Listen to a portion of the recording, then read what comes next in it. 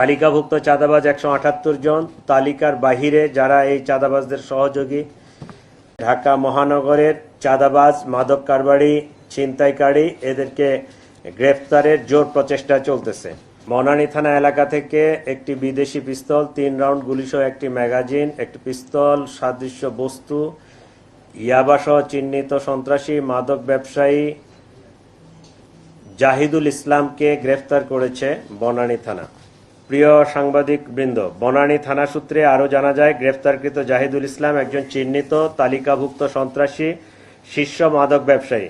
হত্যাকাণ্ড সহ বিভিন্ন অপরাধমূলক কর্মকাণ্ডের সাথে তার সংশ্লিষ্টতার অভিযোগ রয়েছে। ডিবি সহ বিভিন্ন ইউনিট দীর্ঘদিন যাবৎ তার অবস্থান শনাক্তকরণ এবং তাকে গ্রেফতারের প্রচেষ্টা করতেছিলেন। তার বিরুদ্ধে বিভিন্ন থানায় একাধিক মামলা রুজু আছে। গ্রেপ্তারকৃতের বিরুদ্ধে অস্ত্র ও মাদক আইনে মামলা রুজু করা হয়েছে। এটা ছিল জাহিদুল ইসলাম সংক্রান্তে।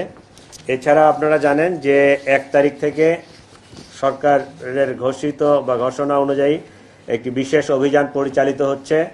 সেখানে ঢাকা মহানগরের চাঁদাবাজ, মাদক কারবারি, ছিনতাইকারী এদেরকে গ্রেফতারের জোর প্রচেষ্টা চলতেছে।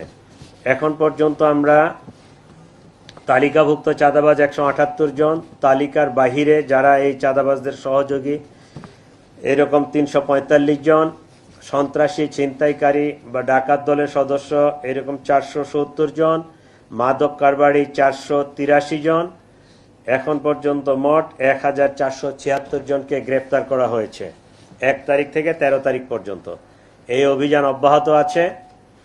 আপনারা বিভিন্ন তথ্য দিয়ে আমাদেরকে সহায়তা করতে পারেন এবং ঢাকাবাসীকে বিশেষ করে মার্কেটগুলোতে আমি আপনাদের মাধ্যমে তাদেরকে অনুরোধ জানাবো তারা যেন নিজেদের মধ্যে একটা কমিটি করে।